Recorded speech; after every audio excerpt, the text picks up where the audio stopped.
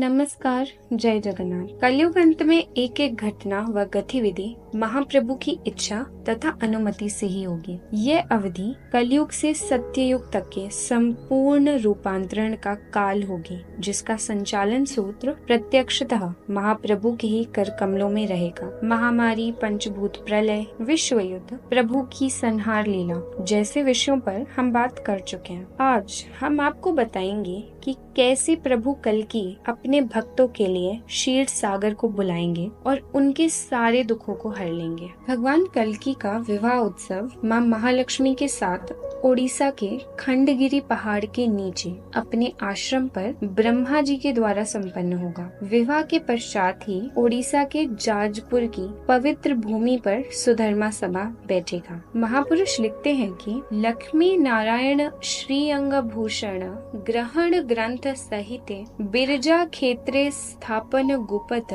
तुम्हे देखिबे सख्याति। अर्थात माता महालक्ष्मी व भगवान श्री हरि के वही दिव्य वस्त्र और आभूषण जिसे द्वापर युग में भगवान श्री कृष्ण ने सुरक्षित रखवाया था और जिसे प्रत्येक युग जैसे सत्य, द्वापर, त्रेता और कलयुग में माता व श्री भगवान के द्वारा विशेष समय पर धारण किया जाता है, उन्हीं वस्त्र व आभूषणों को जब जाज नगर में स्थित माता बिरजा के पवित्र भूमि पर सुधर्मा सभा बैठेगी, तब उस सभा में भगवान के द्वारा धारण किया जाएगा। जो भक्तगण उस सभा में मौजूद होंगे, उन सभी को उस दिव्य वस्त्र भूषण में सुसज्जित माता और भगवान के अलौकिक दर्शन प्राप्त होंगे। आगे महापुरुष लिखते हैं कि ख्याय जीबे कष्ट थिबा जार घट वृद्ध अंगो जुबा हेबे कहे भीम बोही तामर अज्ञानी एक अक्षर माने भज। अर्थात जाजपुर में सुधर्मा सभा भगवान कल्कि के नेतृत्व में बैठेगी।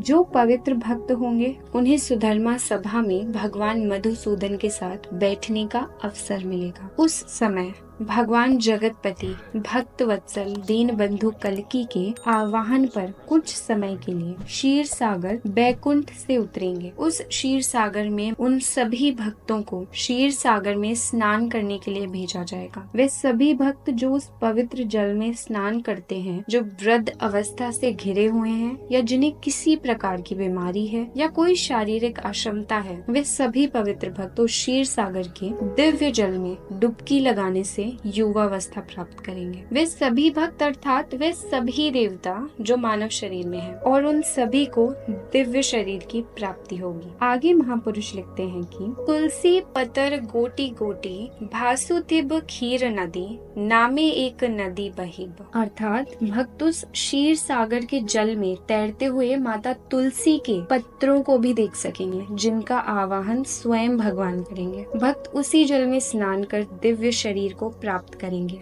भक्त कला निधि जेबे कला देबे बाटी कली रे कल मुस सेठू जिबे परा टूटी। अर्थात महाविष्णु उसी सभा में अपनी वैष्णव कला प्रदान करेंगे। उस कला की प्राप्ति के पश्चात भक्तजन कलयुग में बिताए सारे कष्ट और सारी यादों को भूल जाएंगे। फिर सत्ययुग की शुरुआत होगी, राम राज्य होगा। सभी भगवान कल्कि के शासन में परमानंद में समय व्यतीत करेंगे। हर तरफ खुशियाँ होंगी, ऐश्वर्य होगा, कहीं दूर दूर तक दुख व दरिद्रता नहीं होगी। बहुत जल्द ऐसे अद्भुत समय की शुरुआत होगी। जो पवित्र भक्त होंगे वह सभी इस दिव्य परिवर्तन को स्वयं देख पाएंगे। आगे महापुरुष प्रभु कल्कि के राजा बनने के बारे में भी लिखते हैं। अनंत का युग होइब माधव का शिरे शोहिब अनंत माधव लीला देखी बाकू सिद्धगिरी पीठ रहची बसी। अपनी इन पंक्तियों में संत अच्युतानंद दास जी ने बताया है कि धर्म संस्थापना के बाद जब अनंत युग, जिसे आद्य सतयुग भी कहा जाता है, का आगमन होगा, तो माधव यानी कि कल्कि महाप्रभु के सिर पर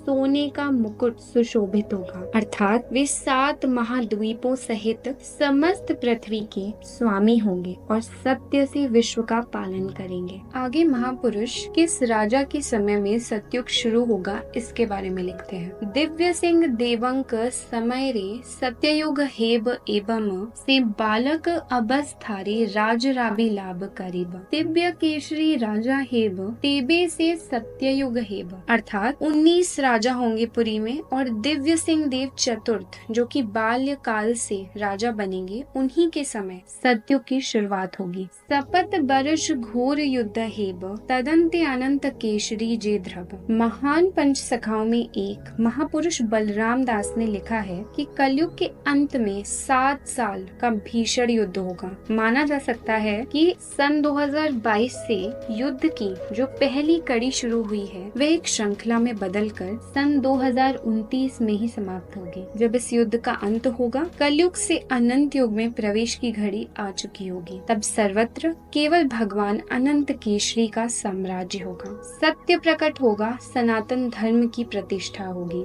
केवल ये सनातन धर्म को स्थापिबे से नारायण जाई फूलो लो आउ अन्य धर्म हेबो चूर्ण, अर्थात केवल सनातन धर्म की स्थापना करके बाकी सभी धर्मों को सनातन धर्म में लीन कर देंगे श्री हरि।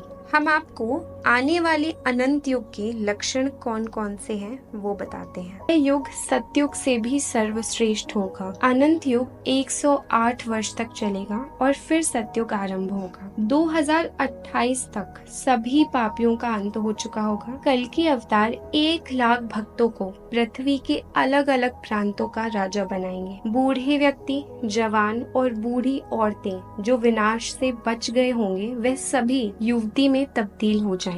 धीरे धीरे परिवर्तन होते होते 2030 तक एक ही दिन में 6 ऋतुओं का भोग होगा। वृक्षों में फूल और फल एक ही दिन में खिलेंगे और पकेंगे। गरीबी, अशिक्षा, भुखमरी नहीं होगी। चोर उचक्के नहीं होंगे। न्यायालय तो होगा पर वे खाली रहेंगे। घरों में बक्सों में ताले नहीं लगे होंगे। हर घर में छतों के ऊपर सोने के कलश लगे रहे होंगे। अध्यात्म की चर्चा चौपालों पर होगी। लोग घर घर में भागवत कथा का श्रवण करेंगे, पाठ करेंगे। जाति पाति नहीं होगी, सभी एक ही जाति के होंगे और सनातन धर्म को धारण किए रहेंगे। गौ माता बातें करेंगी, पशु पक्षी भी मनुष्य की बोली बोलने लगेंगे। ऐसा 108 वर्ष तक चलेगा और फिर सतयुग आरंभ होगा। उस वक्त तक सब नॉर्मल हो चुका होगा। फसलें एक बार बोने से 7 बार काटी जाएंगी। एक साल में 6 ऋतुओं का भोग होगा जो सतयुग में चलता है, ऐसा चलने लगेगा। आप सबसे विनती है